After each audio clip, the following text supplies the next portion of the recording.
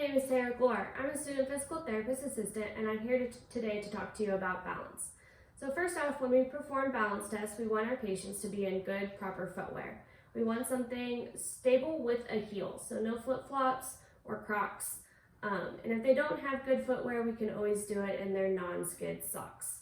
So first we have dynamic balance tests. That's when we're testing their balance while they're moving. An example of a dynamic balance test would be the time up and go test or the tug test. And this is when the patient starts off sitting in a chair, stands up, walks 3 meters, turns around, return back, and sit down. You want to measure how long it takes them from start to finish. Another example of a dynamic balance test would be the functional reach test.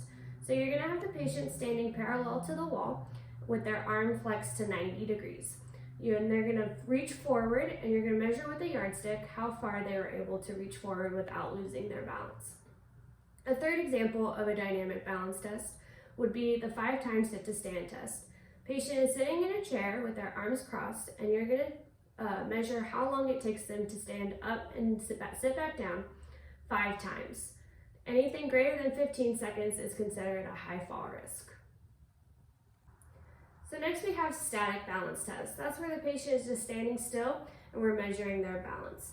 So an example of a static balance test would be the Romberg test. And that is when the patient stands with their feet shoulder width apart and their arms across their chest. First, they're going to stand with their eyes open for 30 seconds, and you're going to measure how much they're swaying and moving. Then they're going to close their eyes for 15 seconds. On this one, a little bit of sway is normal, but not loss of balance. All right, so now I'm going to demonstrate another static balance test. It's called the sharpened Romberg. So like I said before, we want to make sure our patients are in good footwear when we do this on stable ground, and obviously we want to put a gait belt on them just in case they do lose their balance. So you're going to stand tandem, 1 foot in front of the other, heel to toe, with your arms across your chest and eyes closed for 1 minute. And you're going to see if they lose their balance, and a little bit of sway is normal, but not loss of balance.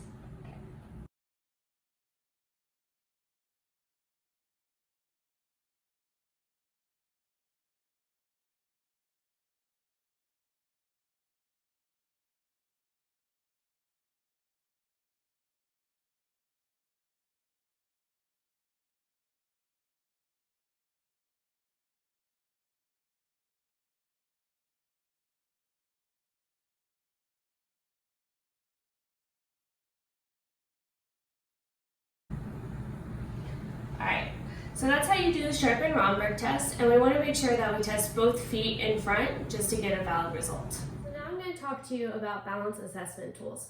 The first is the Tinetti Balance Assessment Tool, and it is used to measure both balance and mobility.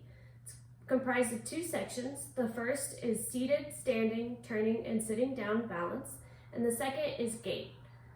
The highest score is a 28, and anything greater than or equal to a 24 is considered a low fall risk. 19 to 23 is moderate, and 18 is a high fall risk. The second assessment tool is the Berg Balance Test.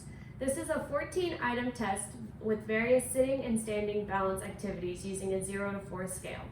The highest you can score on this test is a 56.